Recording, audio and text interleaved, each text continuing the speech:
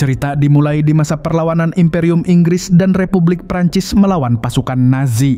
Beberapa pesawat pengangkut pasukan Amerika terlihat berangkat menuju desa Chilblanc di Prancis. Tugas mereka adalah untuk menghancurkan menara pengacau sinyal radio di atas gereja dekat pusat kota. Sebagian besar pasukan ini adalah warga sipil yang masuk wajib militer, sehingga banyak di antara mereka yang belum berpengalaman berperang. Di antara para prajurit itu adalah Edward yang tampak gugup, Tibet yang banyak omong, Chase yang aslinya seorang fotografer, serta Korporal Ford yang ahli bahan peledak.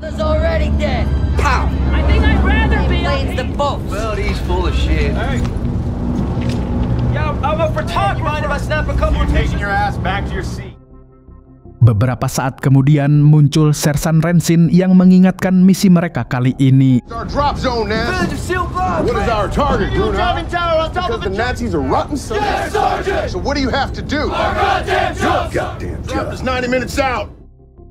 Satu jam kemudian pesawat mereka kini sudah sampai di tengah medan perang dan mereka bersiap untuk terjun ke area tersebut. Namun sebelum sempat melakukannya, pesawat mereka mulai terkena tembakan.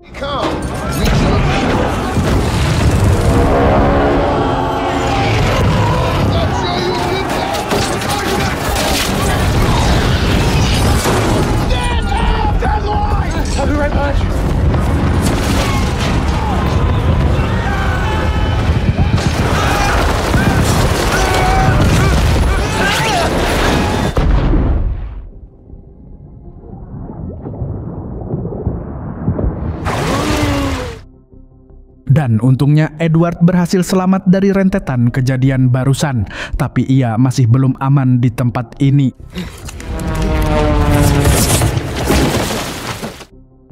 Edward kemudian mencoba mencari teman-temannya yang lain yang mungkin juga selamat, namun ia justru melihat Sersan Rensin yang kini sedang dikepung pasukan Nazi.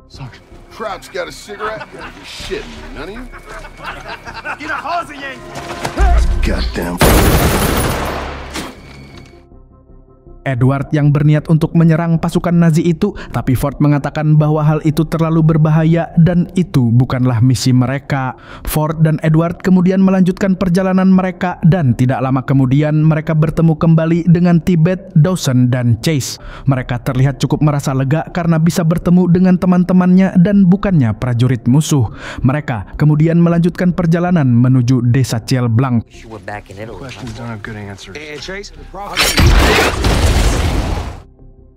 Dawson akhirnya meninggal setelah ia tidak sengaja menginjak ranjau darat.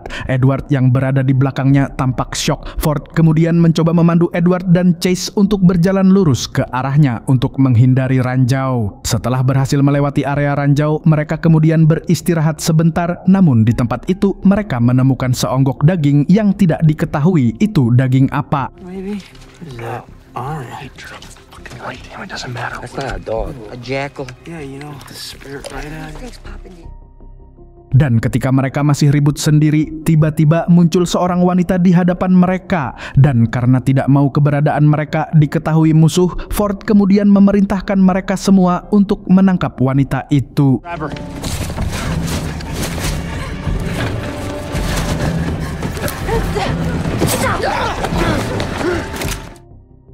Mereka akhirnya berhasil menangkap wanita itu yang bernama Chloe dan meyakinkannya bahwa mereka tidak akan menyakitinya. Ternyata Chloe adalah penduduk desa Chilblanc yang kini sedang diduduki oleh pasukan Nazi. Ford kemudian meminta Chloe untuk mengantarkan mereka ke desa itu. Fucking Nazis.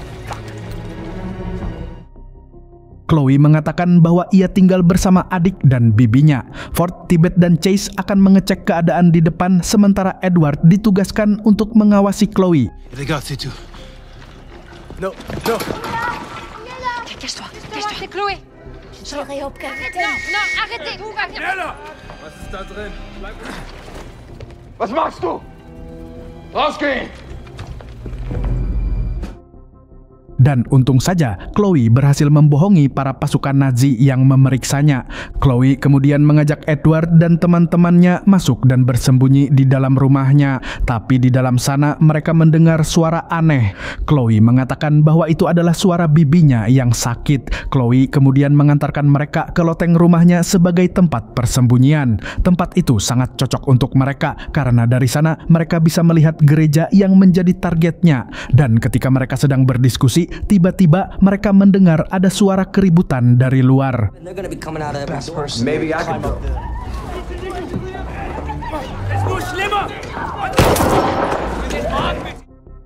Chloe mengatakan bahwa ada sekitar 40-an prajurit Nazi yang ditempatkan di sini dan tentu saja mereka kalah jumlah untuk melawannya. Namun bagaimanapun caranya mereka harus bisa menghancurkan menara pengacau sinyal radio di atas gereja itu karena pasukan udara mereka baru akan bisa datang jika mereka berhasil melakukannya. Ford kemudian menyuruh Tibet dan Chase untuk menyisir area di sekitar secara diam-diam, sementara Edward disuruh berjaga di bawah. Tapi ketika ia turun, Edward kembali mendengar suara aneh dari kamar bibi Chloe. Go downstairs and make sure everything stays.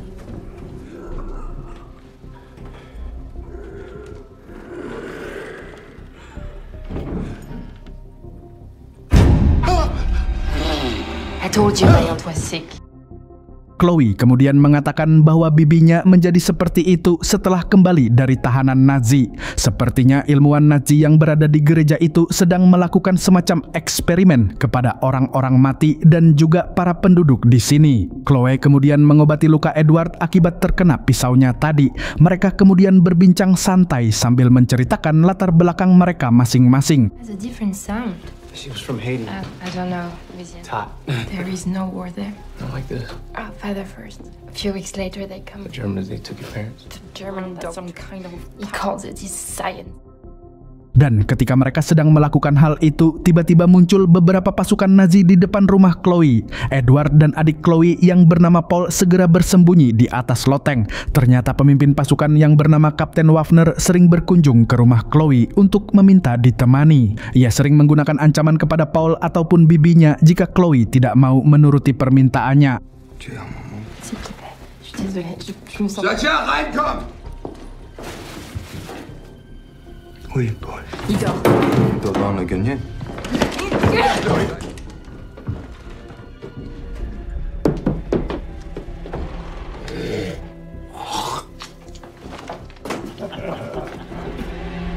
Der Kleine spielt da oben drauf.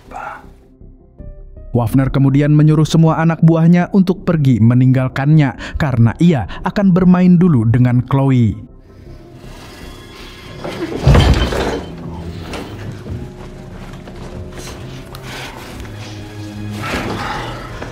Piece of shit. Edward yang tidak ingin Chloe diapa-apakan kemudian melanggar perintah Ford dan menodongkan senjatanya ke Waffner. Ford pun terpaksa turun dan membantu Edward. Don't worry about us. Our odds are a whole lot better than yours. This to you for hitting your execution last time. Ford terlihat kesal kepada Edward karena perbuatannya ini bisa menggagalkan misi mereka. Ford kemudian menyuruh Edward untuk mencari Tibet dan Chase dan menyuruh mereka segera kembali. Edward pun segera keluar, namun ia tidak berhasil menemukan kedua temannya. Ia justru sampai di dekat pintu gereja dan di sana Edward melihat kekejaman yang dilakukan oleh ilmuwan Nazi yang bernama Dr. Smith.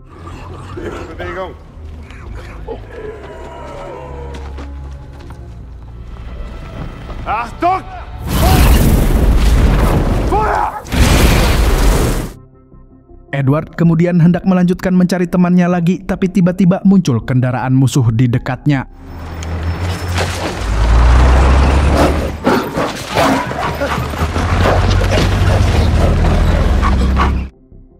Edward akhirnya berhasil menghindari kejaran anjing penjaga dengan menaiki truk Nazi. Namun di dalamnya ternyata penuh dengan mayat dan yang lebih parah, truk itu kini menuju ke dalam gereja yang penuh dengan pasukan Nazi.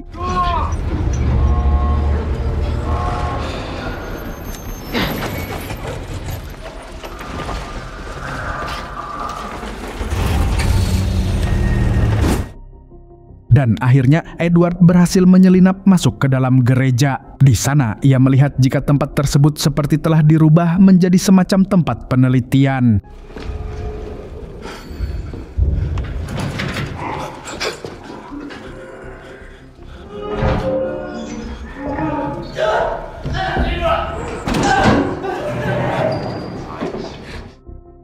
Edward melihat Dr. Smith yang sedang memerintahkan anak buahnya untuk melakukan sesuatu kepada salah satu tahanan. Dan ketika mereka sudah pergi, Edward kembali mencoba melihat tahanan itu.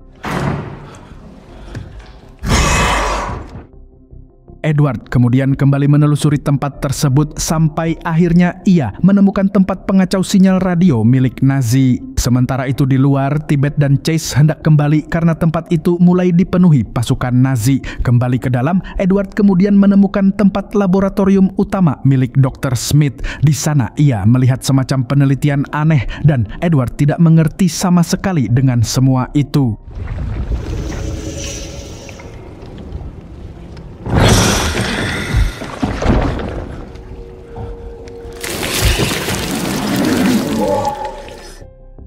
Edward kemudian bersembunyi di dalam laboratorium itu dan di sana ia tidak sengaja menemukan beberapa serum yang sepertinya merupakan hasil akhir dari semua eksperimen tadi.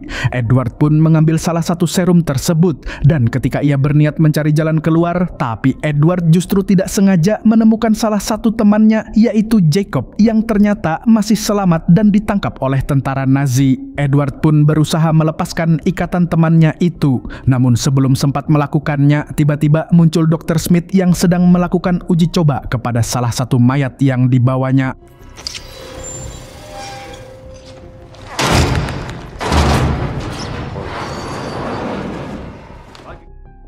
Edward melihat jika serum tersebut mampu membangkitkan orang yang sudah mati.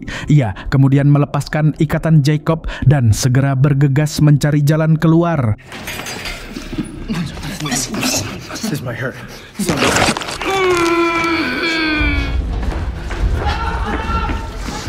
Cover us.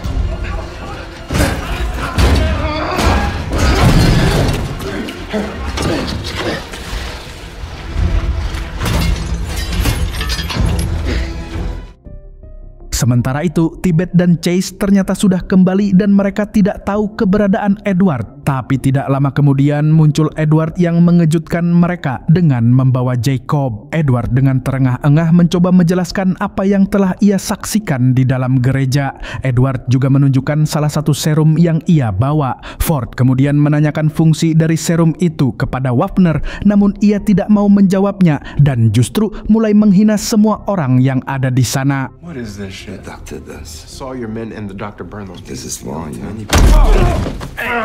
Taken to that church. They have been given. Il faut attendre la vie de ton tuer à Wall. Get her off! Dan karena waktu mereka kini semakin sedikit karena mereka harus menghancurkan menara di gereja itu secepatnya, Ford kemudian menghajar Wapner untuk mendapatkan informasi. What's inside that compound? Fuck you. I'm gonna win this one. You're gonna fucking do it. What do you have behind that wall? Forward. Beberapa saat kemudian, Ford akhirnya turun dan mendapatkan informasi mengenai semua jumlah prajurit yang berjaga di dalam gereja. Edward mengatakan bahwa ia tahu sebuah jalan rahasia yang bisa mereka gunakan untuk memasuki gereja itu, tapi Ford mengatakan bahwa itu terlalu berbahaya. Ia memiliki rencana sendiri, yaitu menggunakan Wapner sebagai alat untuk mengalihkan perhatian, sementara mereka akan menghancurkan menara itu dengan bahan peledak. Ford kemudian memerintahkan Chase untuk melepaskan Wapner dan membawanya untuk melakukan rencana itu.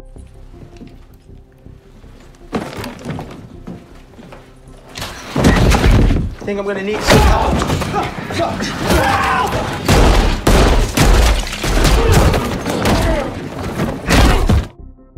Chase akhirnya terkena tembakan dan tidak lama kemudian ia pun meninggal. Mereka terlihat marah dan sekaligus sedih, namun Edward kemudian teringat jika serum yang dibawanya tadi bisa menghidupkan orang mati, sehingga tanpa pikir panjang ia pun langsung menggunakan serum itu.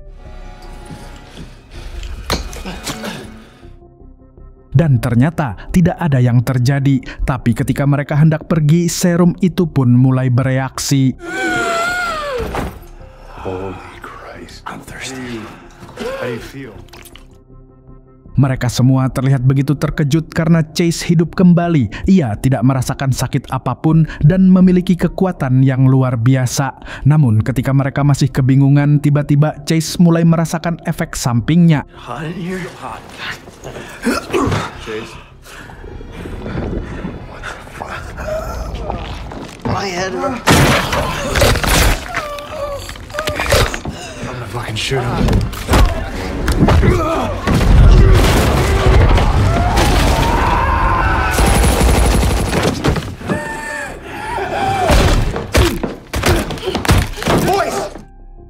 Di tengah kekacauan itu, Waffner akhirnya berhasil menyelinap untuk melarikan diri dengan menyandra Paul.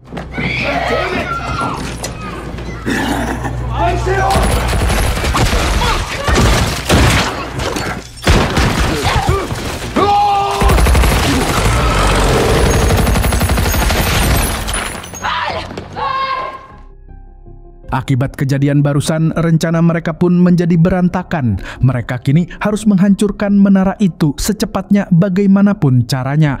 Tapi Edward menolaknya karena jika mereka menghancurkan menara itu sekarang, maka Paul akan menjadi korban. Edward bersikeras bahwa mereka harus menyelamatkan Paul terlebih dahulu dan menghancurkan menara itu dari dalam melalui jalan rahasia. They're not our mission. Our brother will be dead by then. I give you an order. No! You know we can't! I could get us to the fucking labs! Our odds of walking out of here. I can lead us straight there. Okay. Sementara itu, Waffner yang terkena tembakan Ford tadi kemudian berniat menggunakan serum tersebut meskipun Dr. Smith melarangnya karena serum itu belum pernah dicoba kepada manusia yang masih hidup.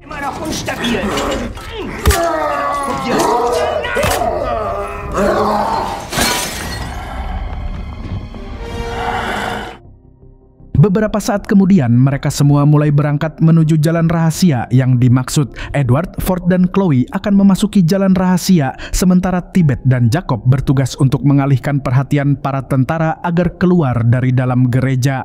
Untuk melakukan hal itu, Chloe kemudian mencoba memancing salah satu prajurit untuk mengikutinya.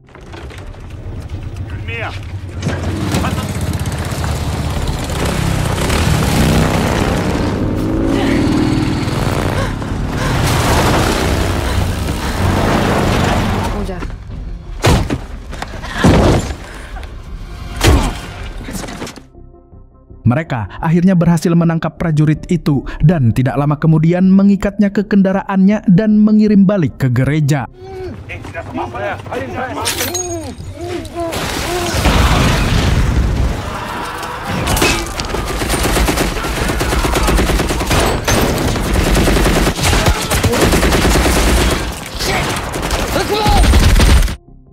Usaha pengalihan perhatian itu pun berhasil, sementara Edward, Ford, dan Chloe memasuki jalan rahasia. Setelah sampai di dalam gereja, Edward dan Ford akan memasang peledak di sekitar menara, sementara Chloe mencoba mencari keberadaan Paul.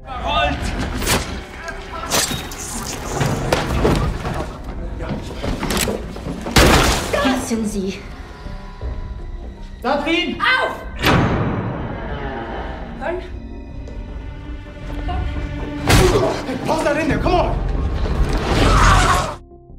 Chloe dan Edward kemudian segera bergegas ketika mereka mendengar suara Paul. Dan setelah mengikuti sumber suara itu, akhirnya mereka pun menemukan Paul. Edward kemudian meminta mereka berdua untuk segera pergi dan ia berjanji akan menyusul mereka setelah ia selesai memasang peledak yang tersisa. Namun tanpa sepengetahuan mereka, tahanan yang berada di dalam sel penjara yang dibukanya tadi ternyata telah menjadi zombie.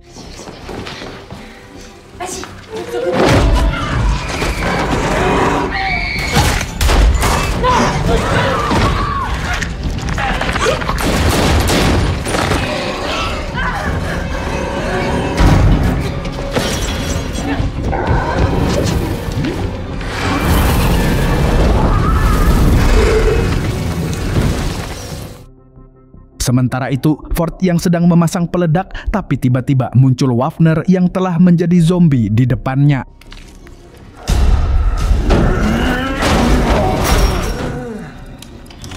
had so hoped. I wanted to thank you. Come the man. I'm going to win. Sementara itu, Edward mencoba menyelesaikan memasang sisa peledak miliknya, namun tiba-tiba muncul Dr. Smith di belakangnya.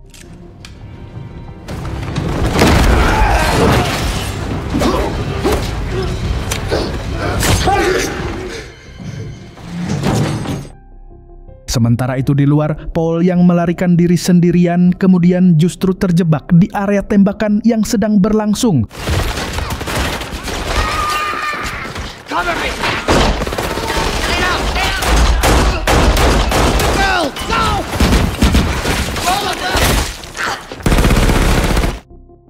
Tibet akhirnya terkena tembakan karena melindungi Paul, tapi beruntungnya ia masih selamat. Sementara itu, Waffner kini membawa Ford yang tidak berdaya. I'm afraid that...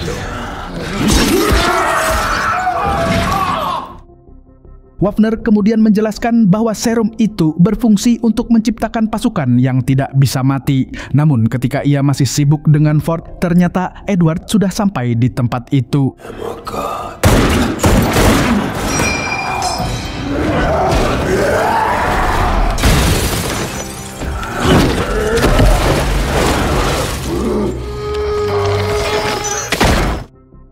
Edward pun kewalahan melawan zombie Waffner yang memiliki kekuatan luar biasa. Dan karena dirasa sudah tidak memiliki pilihan lain lagi, Ford kemudian terpaksa menggunakan serum tersebut juga untuk melawan Waffner.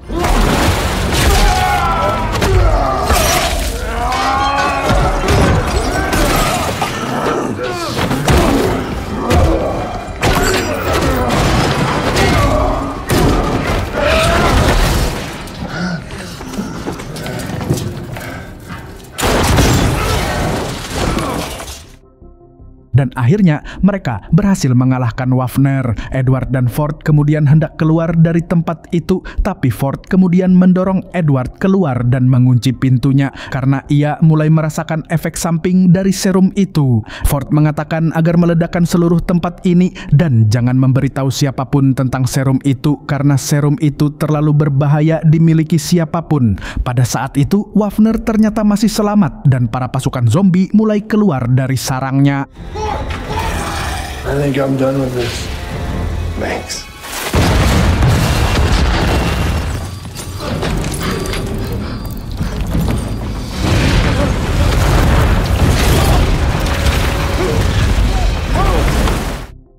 Beberapa saat kemudian, setelah menara pengacau sinyal radio tadi hancur, mereka mulai bisa menerima siaran radio yang mengatakan bahwa pasukan Amerika akan mulai mendarat di sana.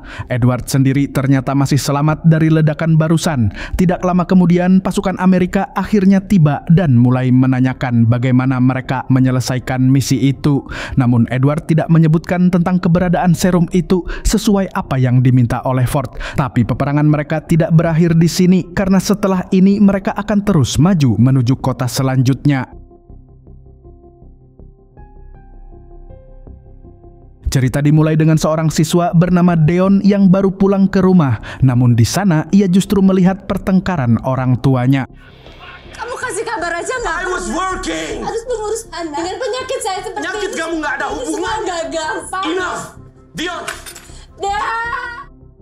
2 tahun kemudian, Deon kini menjadi anak broken home. Dan karena hal itu, ia sering dijadikan bahan olokan oleh teman-temannya. Deon, oke juga kok orangnya. Banget orang. Yang orang tuanya itu. Nyokapnya selingkuh.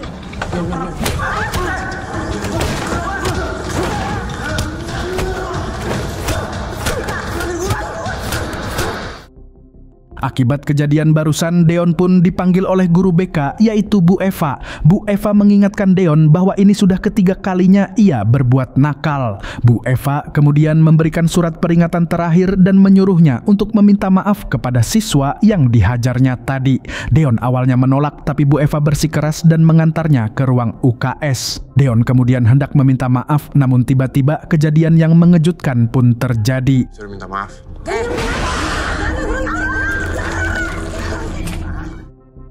Deon yang syok kemudian berlari keluar dan mencoba memberitahu seorang guru di kelas bahwa temannya telah menjadi zombie. Tapi Pak Guru itu tidak mempercayainya dan menyuruhnya duduk. Ternyata Pak Guru itu memberitahu bahwa semua siswa sekolah akan dipulangkan karena mereka mendapat peringatan tentang rumor penyakit menular yang disebabkan oleh air banjir yang terkontaminasi. Namun ketika mereka hendak pulang, tiba-tiba semua siswa itu dikejutkan oleh para siswa yang sudah menjadi zombie.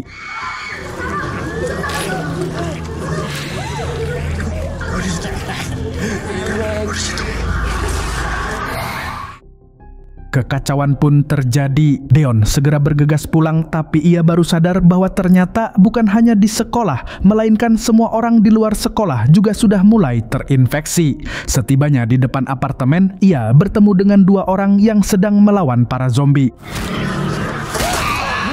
Gue yakin, hajar kepalanya ya. Deon meminta tolong kepada mereka untuk menunggu, sementara ia akan ke lantai atas untuk menjemput ibunya terlebih dahulu.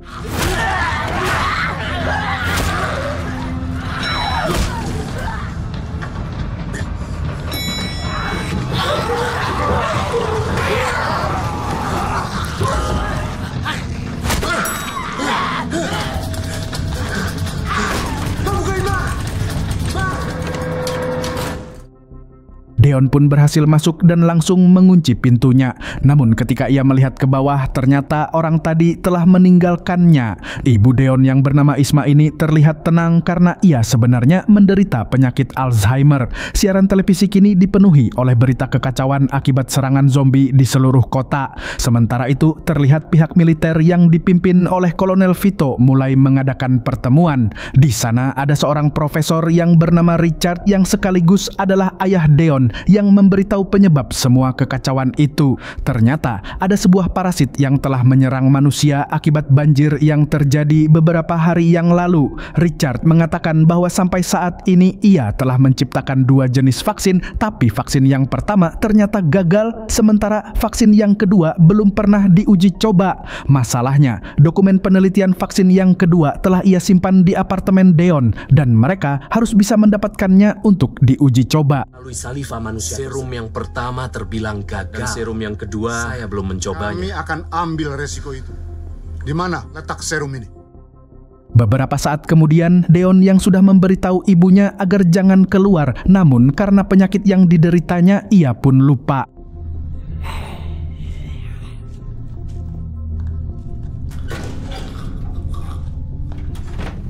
Mam barusan keluar. Kan emang jadwalnya. Kalau tadi ada mayat hidup yang Maaf, Deon. jangan keluar lagi, ngerti? Iya, iya. Deon kemudian memiliki sebuah ide, yaitu menulis tanda SOS di spray miliknya dan memampangnya di luar apartemennya. Hari-hari berlalu dengan persediaan makanan yang semakin menipis dan yang lebih parah, ibunya yang memang pikun itu pun justru tidak sengaja membuang roti yang mereka beli. Tadi udah naruh. Ya, Deon, maaf Deon, yang kamu buang sama mama. Mama serius? Ibunya kemudian mengatakan bahwa mungkin suster yang selama ini merawatnya masih memiliki persediaan makanan. Ia tinggal di lantai 3 sehingga Deon pun nekat keluar untuk mencoba mencari persediaan makanan itu.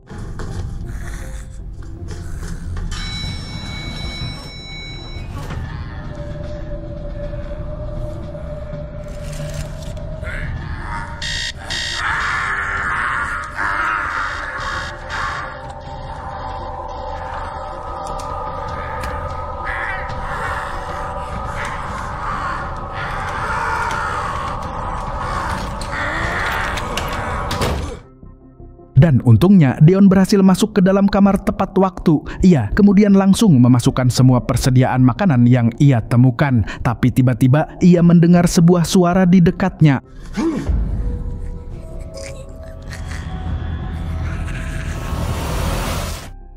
Dan ketika Deon hendak keluar, namun ternyata sudah ada zombie tepat di depan pintunya. Ia pun mencari cara untuk memancing zombie itu.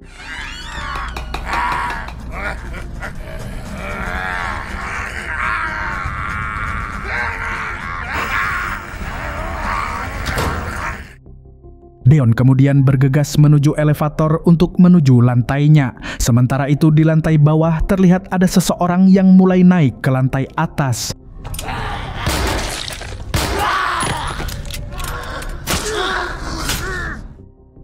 Sementara itu, elevator yang dinaiki Deon tiba-tiba rusak. Ia kemudian membuka pintu elevator tersebut dengan paksa. Setelah berhasil keluar, ia pun menelusuri lorong itu dengan hati-hati. Jangan dulu.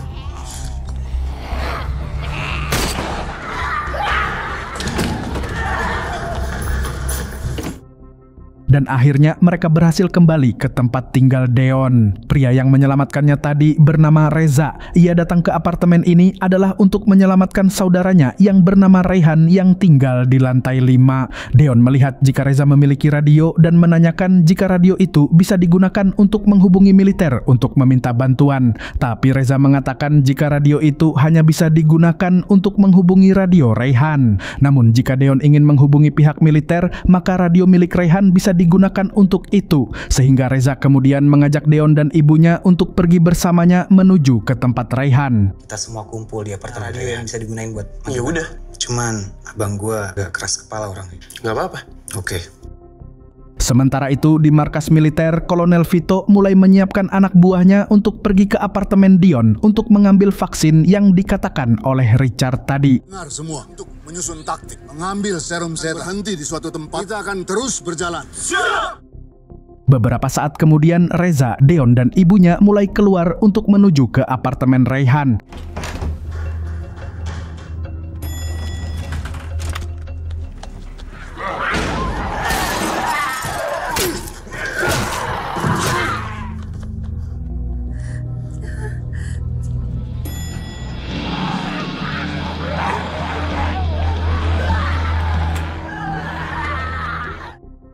Mereka akhirnya tiba di lantai yang dituju, tapi ibu Deon yang ketakutan akhirnya tidak berani mengikuti mereka dan memilih bersembunyi.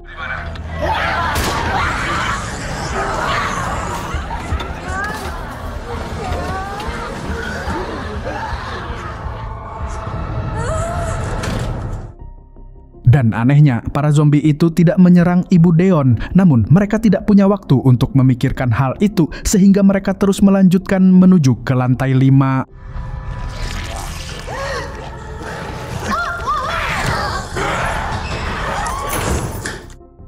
Dan akhirnya mereka berhasil memasuki kamar Rayhan, tapi Rayhan ternyata adalah orang yang sangat kasar.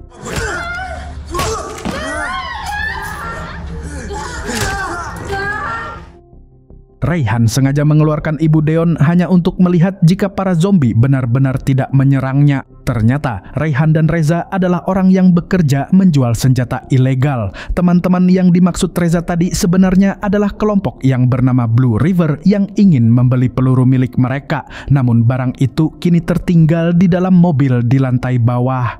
Dan karena ibu Deon tidak diserang zombie, Rayhan memintanya untuk mengambilkan barang itu, dan sebagai gantinya Deon boleh menggunakan radio miliknya untuk meminta bantuan.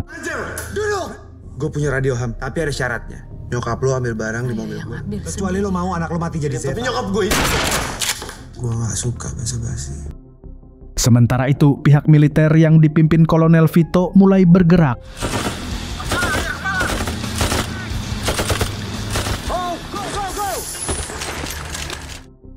Dan ternyata pihak militer bekerja sama dengan kelompok Blue River. Kelompok ini yakin jika suatu saat dunia akan diserang zombie dan mendedikasikan hidup mereka untuk melatih diri jika hal itu sampai terjadi.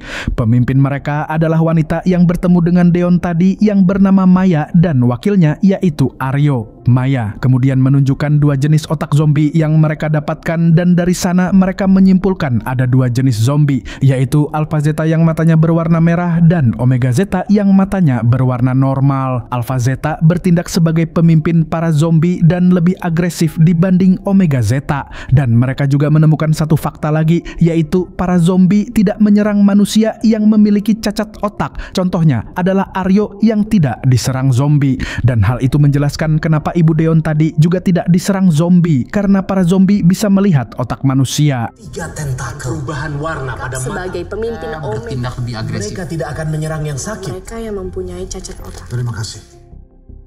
Beberapa saat kemudian, ibu Deon disuruh keluar sambil diberi radio untuk mengikuti instruksi Reza menuju mobil untuk mengambil pelurunya. Di saat bersamaan, Deon berusaha membuka kunci borgolnya secara diam-diam. Mobilnya nggak dikunci.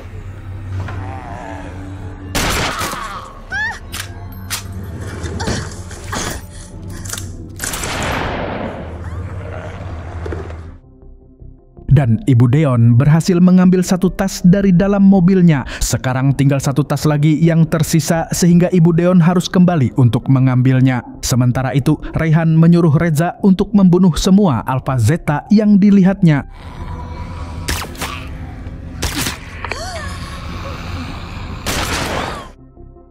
Dan ternyata ketika seluruh Alpha Zeta di tempat itu telah habis, tiba-tiba para Omega Zeta yang tersisa akan terdiam seperti patung karena mereka telah kehilangan pemimpin mereka. Tapi tidak lama kemudian para zombie yang tersisa akhirnya mulai menyerang siapapun, termasuk yang memiliki cacat otak.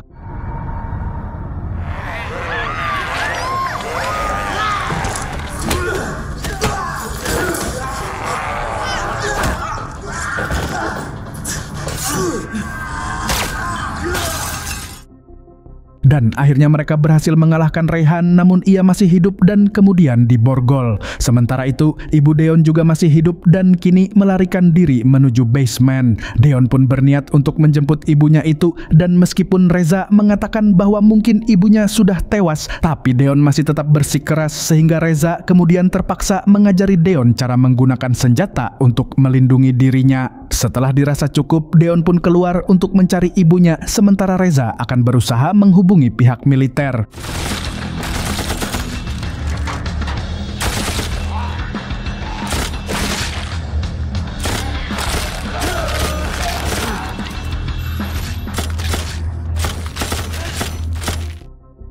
Dan akhirnya Deon berhasil menemukan ibunya, namun sayangnya lukanya terlalu parah sehingga ia pun kemudian meninggal. Deon, Ma. Maafin mama sayang. Deon yang salah, Ma. Deon minta maaf. Reza kemudian mengatakan bahwa ia sudah berhasil menghubungi pihak militer, sementara Deon menunggu sampai ibunya berubah menjadi zombie untuk menghabisinya. Tapi setelah 10 menit berlalu, ibunya ternyata tidak menjadi zombie dan justru hidup kembali. Reza kemudian menanyakan hal itu kepada pihak militer, dan ketika mereka tahu jika itu adalah keluarga Richard, Kolonel Vito kemudian meminta Reza untuk mencari dokumen vaksin milik Richard, sementara pihak militer akan menuju ke apartemennya. Deon kemudian menanyakan keberadaan dokumen itu kepada ibunya, dan ibunya mengatakan jika dokumennya berada di laci di kamar ibunya. Deon pun bergegas menuju ke kamarnya dan menemukan dokumen yang dimaksud. Sementara itu, Rayhan yang tersadar dengan apa yang terjadi kemudian marah dan langsung menyerang Reza. Sorry, gue udah kontak militer, bakal dijemput militer.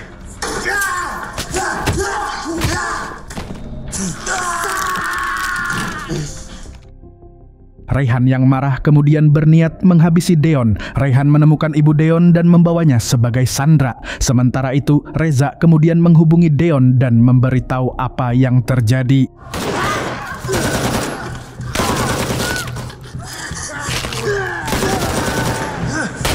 Jangan lompat lo!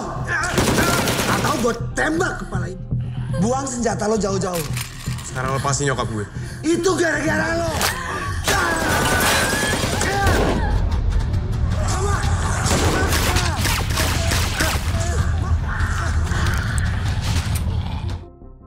Di saat itu juga Rayhan kemudian bangkit menjadi zombie Alpha Zeta.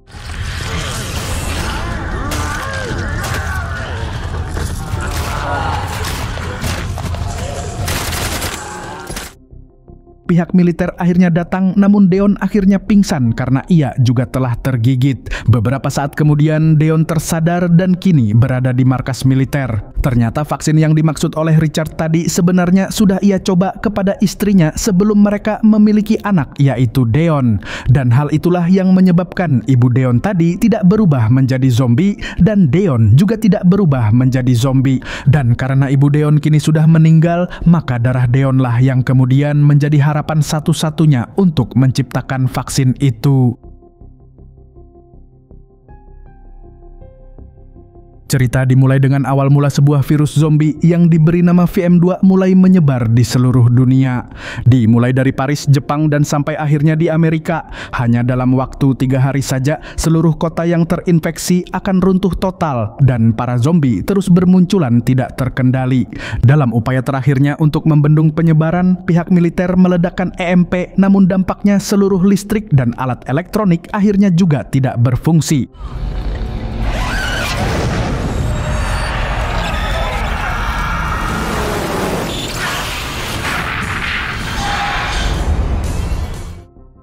Enam bulan berlalu sejak kekacauan itu, dunia kini telah berubah drastis. Kita kemudian diperkenalkan pada 3 survivor, yaitu Kevin, Billy, dan Ramona. Mereka selama ini terus bersembunyi dan sekarang terpaksa keluar karena mereka telah kehabisan persediaan. Mereka kemudian menemukan sebuah toko yang terbengkalai dan mencoba memasukinya. Tapi karena mereka terlalu berisik, para zombie yang ada di sekitar tempat itu pun mulai bermunculan.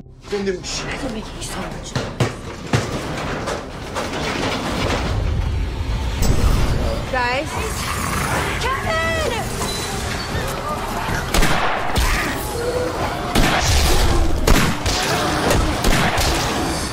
Go this way, Kevin!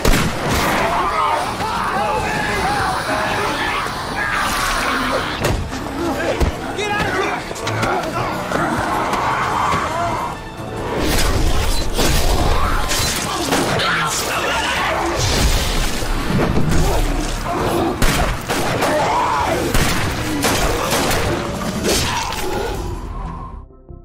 Dan untung saja muncul kelompok survivor lain yang menyelamatkan mereka. Ramona yang melihat jika Kevin masih bergerak, ia kemudian mencoba melihatnya.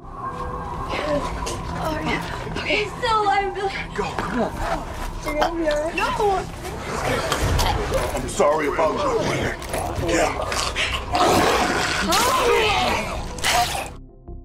Kelompok itu kemudian memeriksa Ramona dan Billy untuk melihat apakah mereka telah tergigit. Setelah memastikan semuanya aman, kelompok itu kemudian memperkenalkan dirinya. Mereka adalah Henry, Cassie, Julian, dan Mac. Dan karena sudah tidak ada apa-apa lagi di tempat ini, mereka pun kembali melanjutkan perjalanan. Come with us.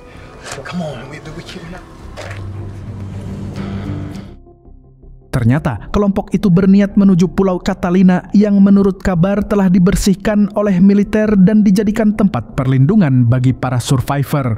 Di tengah perjalanan mereka melihat ada seekor zombie yang tergeletak dengan anak panah di kepalanya. Henry menyimpulkan kemungkinan ada orang atau kelompok lain di depan mereka. Must be a group ahead of us. Kansas, that's where you're from? On our way to Catalina. Yeah, the Army cleared it. What's going on? We had this raid. High altitude nukes. Yeah, well that didn't work out. Di sana, Julian melihat seekor anjing liar. Julian yang merasa kasihan kemudian berniat memelihara anjing itu, namun teman-temannya menolaknya karena suara anjing itu bisa menarik perhatian zombie. Wow, look. We haven't seen a dog. Doggy! Now leave it. We can't. Ah! Mereka kemudian melanjutkan perjalanan. Henry dan teman-temannya mencoba menjelaskan kepada Ramona dan Billy bahwa mereka tidak boleh sendirian ketika hendak pergi kemanapun, termasuk ketika mereka akan buang air kecil. Anywhere alone. Not even to pee. Trying to tell me that. Yep. It's awkward. Better than a zombie catching you. No rush. Beberapa saat kemudian mereka telah tiba di kota selanjutnya. Cassie kemudian menjelaskan kepada Ramona dan Billy bahwa zombie dibagi menjadi 2 jenis, yaitu yang bergerak lambat yang disebut Shambler dan yang bergerak cepat yang disebut Runner. Di tempat itu mereka melihat ada sebuah minimarket sehingga mereka berniat mencari perlengkapan yang bisa mereka gunakan untuk melindungi diri. Mereka kemudian memasuki tempat itu dan mulai mencari perlengkapan masing-masing. Tapi ketika mereka sedang sibuk melakukan hal itu, ternyata para zombie di sana sudah mulai menyadari keberadaan mereka. Zombies, wait. There's a set.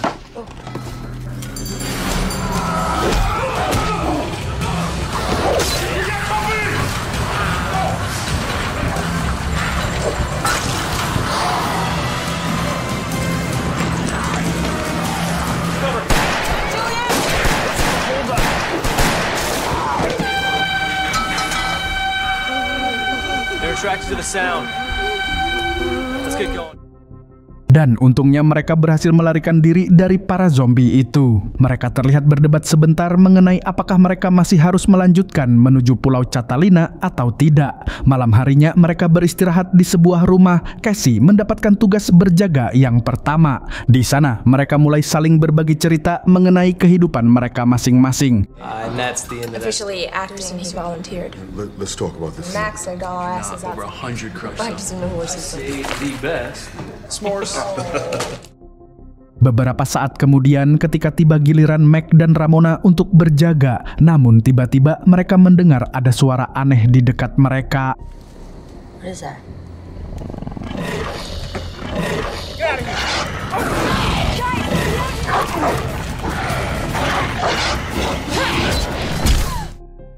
Ternyata itu adalah anjing yang dilihat oleh Julian tadi. Mereka baru mengetahui jika hewan juga bisa terinfeksi virus zombie. Keesokan harinya mereka melanjutkan perjalanan sampai mereka akhirnya tiba di sebuah tempat yang bertuliskan safe zone. Tapi keadaan di sana tidak menunjukkan sesuatu yang aman sama sekali, sehingga mereka kemudian mencoba mengecek tempat itu dengan hati-hati. Where is everyone? Get it inside. There any humans in here? Just calm down.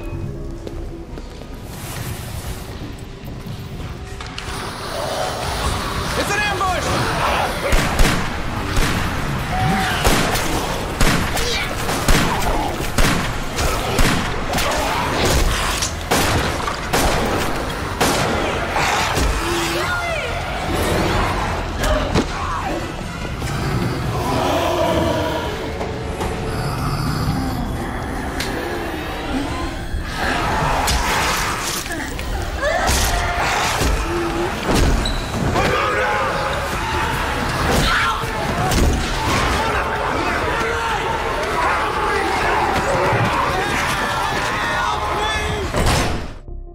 Mereka akhirnya berhasil bersembunyi dari para zombie itu. Namun sayangnya Billy tidak selamat. Ramona terlihat begitu sedih karena ia harus kehilangan temannya kembali.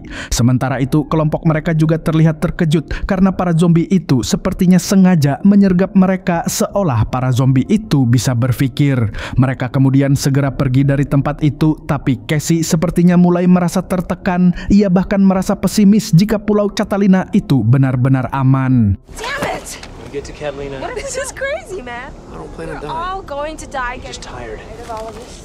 It's gonna be okay. Beberapa saat kemudian mereka sampai di sebuah komplek perumahan. Di sana mereka melihat ada sebuah rumah yang mulai terbakar. Julian yang melihat jika ada seseorang di balik asap itu, ia pun bergegas berniat membantunya. Hello!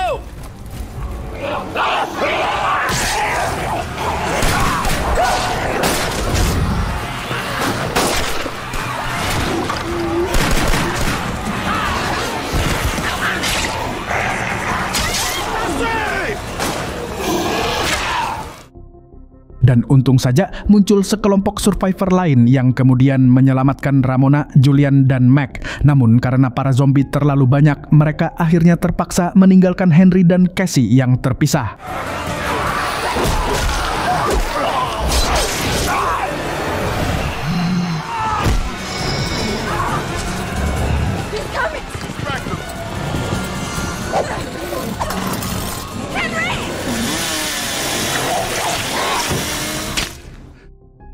Sementara itu, kelompok survivor yang telah menyelamatkan Ramona dan teman-temannya kemudian mengajak mereka menuju ke markas persembunyiannya. Para survivor itu bernama Brockton, Sarah, dan Mara. They wanna go back. I got you, Rags.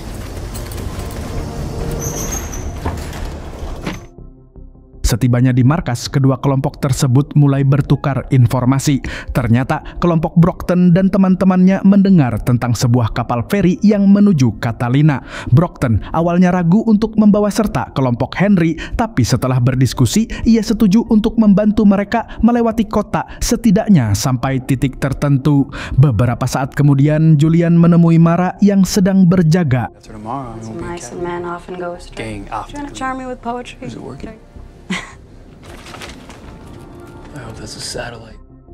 Keesokan paginya, kedua kelompok memulai perjalanan mereka menuju kota. Sementara itu, Henry dan Cassie yang selamat juga terus melanjutkan perjalanan. Mereka yakin jika teman mereka masih selamat, maka mereka pasti juga sedang menuju ke Pulau Catarina. Setelah berjalan beberapa waktu, mereka akhirnya mulai memasuki kota.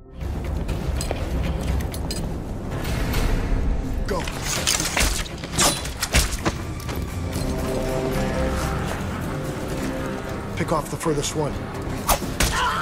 And I went. Mereka berhasil menghindari gerombolan zombie barusan, dan ketika Julian melihat ada sebuah toilet umum, ia pun berniat untuk buang air kecil. Toilet time.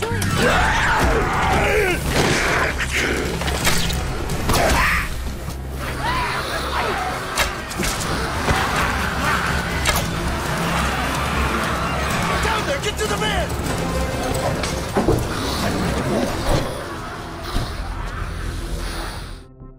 Mereka kini terjebak di dalam mobil dan dikelilingi para zombie, dan yang lebih parah, Julian baru menyadari jika dirinya sudah tergigit. Julian pun kemudian memberitahu kepada mereka semua jika ia telah tergigit. Ia berniat untuk mengalihkan perhatian para zombie agar mereka bisa melanjutkan perjalanan. Namun Mac yang merupakan temannya cukup lama merasa tidak sanggup mengorbankan temannya itu, sehingga karena waktunya mulai habis, Julian kemudian mulai berubah menjadi zombie. Julian.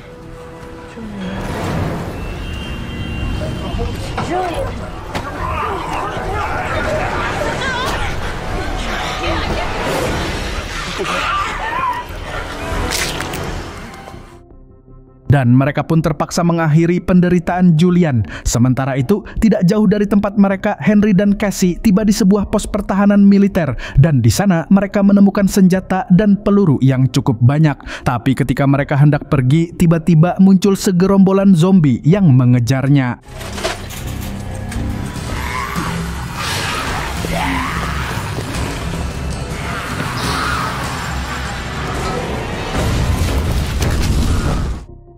Ledakan barusan kemudian menarik perhatian para zombie yang mengerubungi mobil dan mulai pergi menuju ledakan itu. Setelah dirasa aman, Brockton dan timnya mulai keluar dari mobil, sementara para zombie justru mulai mengejar Cassie dan Henry.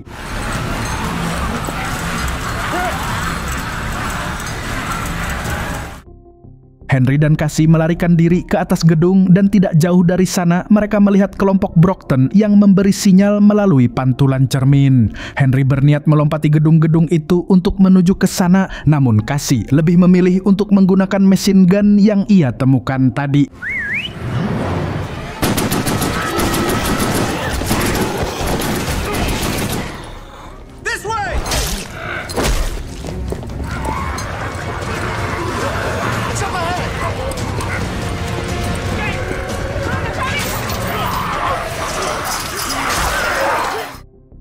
Dan akhirnya mereka berhasil melarikan diri sekaligus berkumpul dengan anggota kelompok mereka. Cassie yang menyadari jika Julian tidak ada kemudian mencoba menanyakannya, sehingga Mac memberitahu jika Julian tidak selamat. Mereka kini sudah berada di pelabuhan kapal feri dan tugas mereka adalah menunggu kedatangan kapal tersebut. Tapi Sarah kemudian melihat ada beberapa mayat yang tergeletak di tempat itu. Tubuh mayat-mayat itu seperti tercabik-cabik, dan mereka tahu jika para zombie tidak melakukan hal itu. Dan ketika mereka masih bertanya-tanya, tiba-tiba muncullah pelaku dari semua kejadian itu, yaitu seekor zombie harimau. Hey, what was that?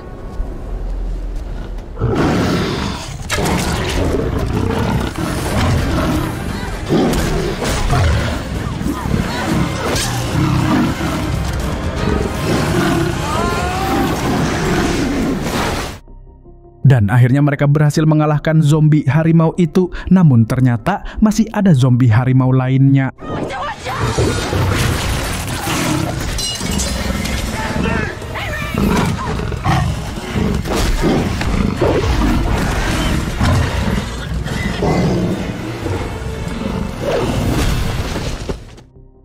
Dan kali ini mereka berhasil mengalahkan zombie harimau itu. Tapi sayangnya Brockton harus menjadi korban, dan Henry juga telah terkena cakaran zombie harimau itu. Henry pun akhirnya menghembuskan nafas terakhirnya, dan dengan sedih Cassie kemudian menghabisi Henry sebelum ia bangkit menjadi zombie.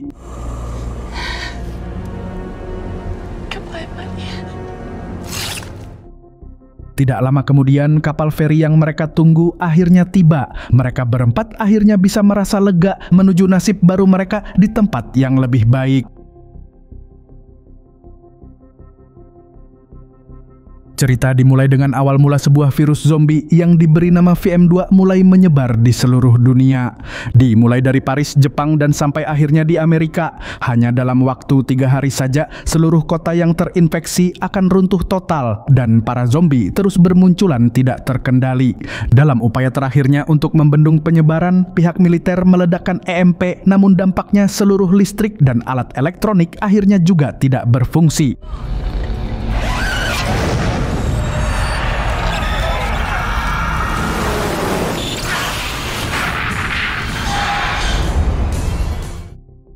Enam bulan berlalu sejak kekacauan itu, dunia kini telah berubah drastis. Kita kemudian diperkenalkan pada 3 survivor, yaitu Kevin, Billy, dan Ramona. Mereka selama ini terus bersembunyi dan sekarang terpaksa keluar karena mereka telah kehabisan persediaan. Mereka kemudian menemukan sebuah toko yang terbengkalai dan mencoba memasukinya. Tapi karena mereka terlalu berisik, para zombie yang ada di sekitar tempat itu pun mulai bermunculan.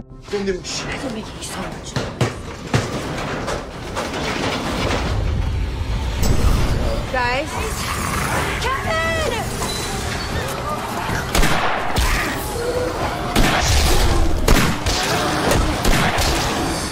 Go this way, Kevin!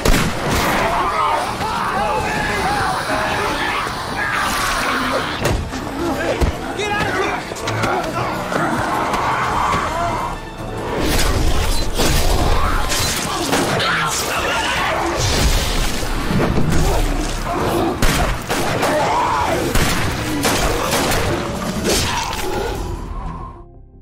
Dan untung saja muncul kelompok survivor lain yang menyelamatkan mereka. Ramona yang melihat jika Kevin masih bergerak, ia kemudian mencoba melihatnya.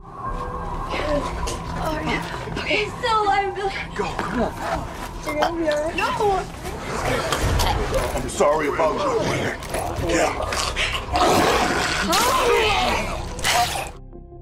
Kelompok itu kemudian memeriksa Ramona dan Billy untuk melihat apakah mereka telah tergigit. Setelah memastikan semuanya aman, kelompok itu kemudian memperkenalkan dirinya. Mereka adalah Henry, Cassie, Julian, dan Mac. Dan karena sudah tidak ada apa-apa lagi di tempat ini, mereka pun kembali melanjutkan perjalanan. Come on, we can't. Ternyata kelompok itu berniat menuju Pulau Catalina yang menurut kabar telah dibersihkan oleh militer dan dijadikan tempat perlindungan bagi para survivor. Di tengah perjalanan mereka melihat ada seekor zombie yang tergeletak dengan anak panah di kepalanya. Henry menyimpulkan kemungkinan ada orang atau kelompok lain di depan mereka. Must be a group ahead of us. Kansas, that's where you're from? On our way to Catalina. The Army cleared it. What's going on? We had this radio. High altitude nukes. Yeah, well that didn't work out. Di sana, Julian melihat seekor anjing liar. Julian yang merasa kasihan kemudian berniat memelihara anjing itu, namun teman-temannya menolaknya karena suara anjing itu bisa menarik perhatian zombie. Wow, look. We haven't seen a dog. Doggy! Now leave it. We can't. Ah! Mereka kemudian melanjutkan perjalanan. Henry dan teman-temannya mencoba menjelaskan kepada Ramona dan Billy bahwa mereka tidak boleh sendirian ketika hendak pergi kemanapun, termasuk ketika mereka akan buang air kecil. Anywhere alone. Not even to pee. Trying to tell me that. Yep. It's awkward. Better than a zombie catching you. No rush. Beberapa saat kemudian mereka telah tiba di kota selanjutnya. Cassie kemudian menjelaskan kepada Ramona dan Billy bahwa zombie dibagi menjadi 2 jenis, yaitu yang bergerak lambat yang disebut Shambler dan yang bergerak cepat yang disebut Runner. Di tempat itu mereka melihat ada sebuah minimarket sehingga mereka berniat mencari perlengkapan yang bisa mereka gunakan untuk melindungi diri. Mereka kemudian memasuki tempat itu dan mulai mencari perlengkapan masing-masing. Tapi ketika mereka sedang sibuk melakukan hal itu, ternyata para zombie di sana sudah mulai menyadari keberadaan mereka. Zombies, wait, there's a 7.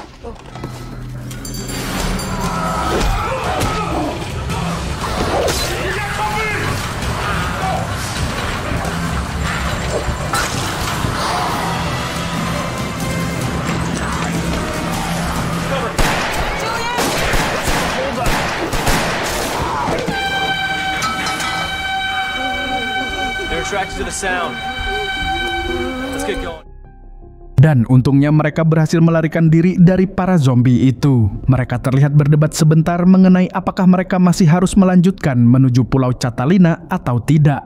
Malam harinya mereka beristirahat di sebuah rumah. Casey mendapatkan tugas berjaga yang pertama. Di sana mereka mulai saling berbagi cerita mengenai kehidupan mereka masing-masing. And that's the end of that. Officially, acting, he volunteered. Let's talk about this. Max and all asses out. Over 100 crush Practicing the horses. Say the best. S'mores. Beberapa saat kemudian ketika tiba giliran Mac dan Ramona untuk berjaga, namun tiba-tiba mereka mendengar ada suara aneh di dekat mereka. What is that?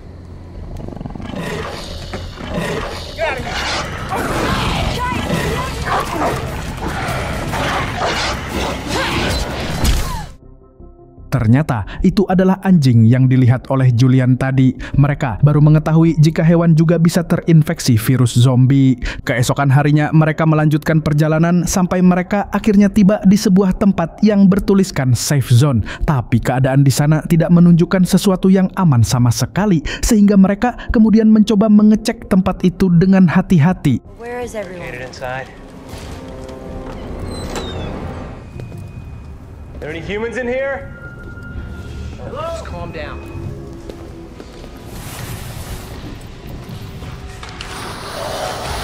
It's an ambush!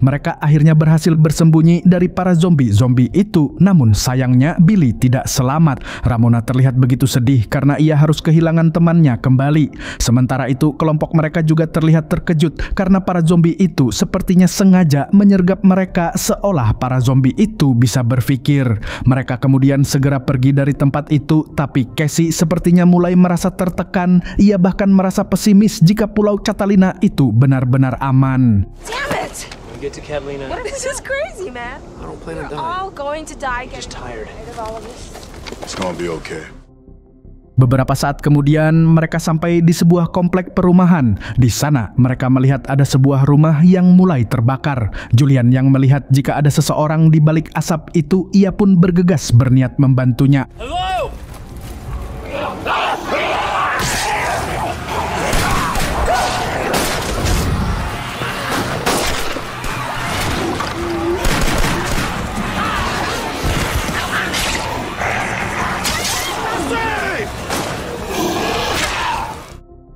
Dan untung saja muncul sekelompok survivor lain yang kemudian menyelamatkan Ramona, Julian, dan Mac. Namun karena para zombie terlalu banyak, mereka akhirnya terpaksa meninggalkan Henry dan Casey yang terpisah.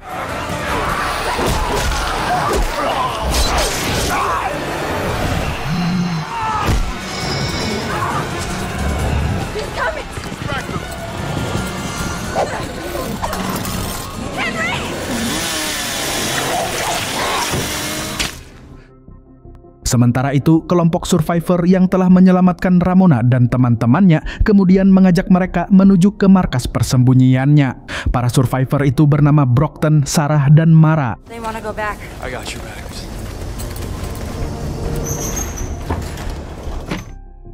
Setibanya di markas, kedua kelompok tersebut mulai bertukar informasi.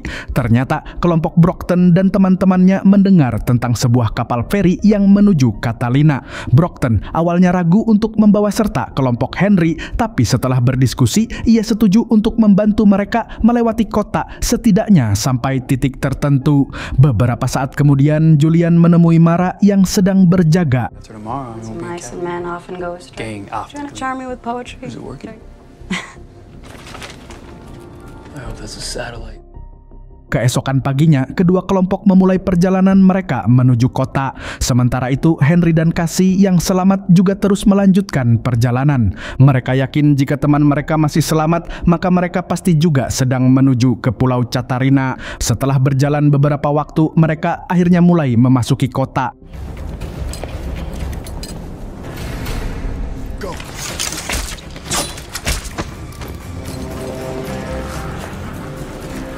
Pick off the furthest one. And I went. Mereka berhasil menghindari gerombolan zombie barusan, dan ketika Julian melihat ada sebuah toilet umum, ia pun berniat untuk buang air kecil. Toilet time.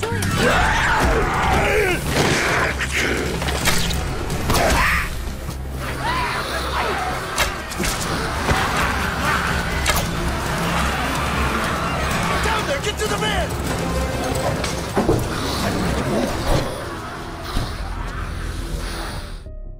Mereka kini terjebak di dalam mobil dan dikelilingi para zombie, dan yang lebih parah, Julian baru menyadari jika dirinya sudah tergigit. Julian pun kemudian memberitahu kepada mereka semua jika ia telah tergigit.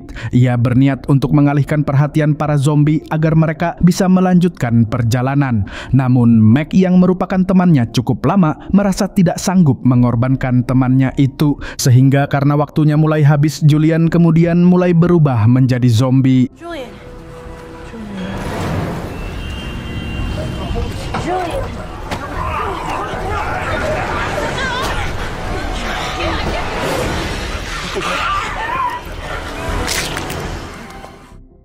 Dan mereka pun terpaksa mengakhiri penderitaan Julian. Sementara itu, tidak jauh dari tempat mereka, Henry dan Cassie tiba di sebuah pos pertahanan militer, dan di sana mereka menemukan senjata dan peluru yang cukup banyak.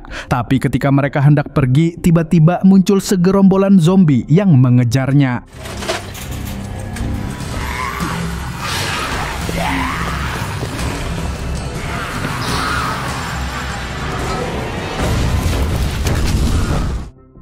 Ledakan barusan kemudian menarik perhatian para zombie yang mengerubungi mobil dan mulai pergi menuju ledakan itu. Setelah dirasa aman, Brockton dan timnya mulai keluar dari mobil, sementara para zombie justru mulai mengejar Cassie dan Henry.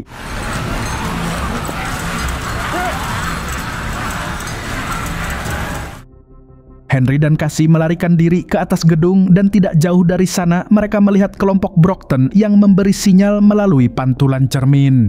Henry berniat melompati gedung-gedung itu untuk menuju ke sana, namun Cassie lebih memilih untuk menggunakan machine gun yang ia temukan tadi.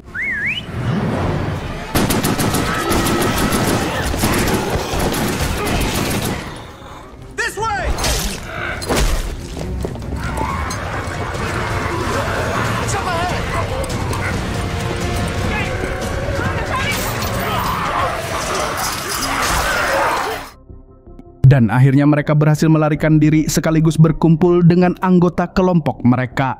Cassie yang menyadari jika Julian tidak ada kemudian mencoba menanyakannya, sehingga Mac memberitahu jika Julian tidak selamat. Mereka kini sudah berada di pelabuhan kapal feri dan tugas mereka adalah menunggu kedatangan kapal tersebut. Tapi Sarah kemudian melihat ada beberapa mayat yang tergeletak di tempat itu. Tubuh mayat-mayat itu seperti tercabik-cabik, dan mereka tahu jika para zombie tidak melakukan hal itu. Dan ketika mereka masih bertanya-tanya, tiba-tiba muncullah pelaku dari semua kejadian itu, yaitu seekor zombie harimau. Hey, what was that?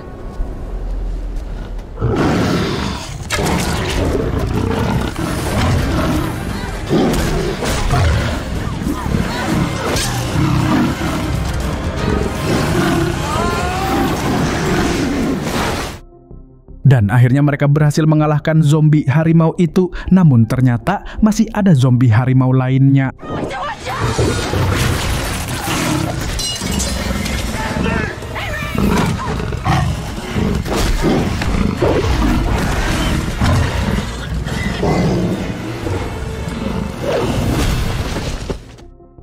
Dan kali ini mereka berhasil mengalahkan zombie harimau itu. Tapi sayangnya Brockton harus menjadi korban, dan Henry juga telah terkena cakaran zombie harimau itu. Henry pun akhirnya menghembuskan nafas terakhirnya, dan dengan sedih Cassie kemudian menghabisi Henry sebelum ia bangkit menjadi zombie. my money. Tidak lama kemudian, kapal feri yang mereka tunggu akhirnya tiba. Mereka berempat akhirnya bisa merasa lega menuju nasib baru mereka di tempat yang lebih baik.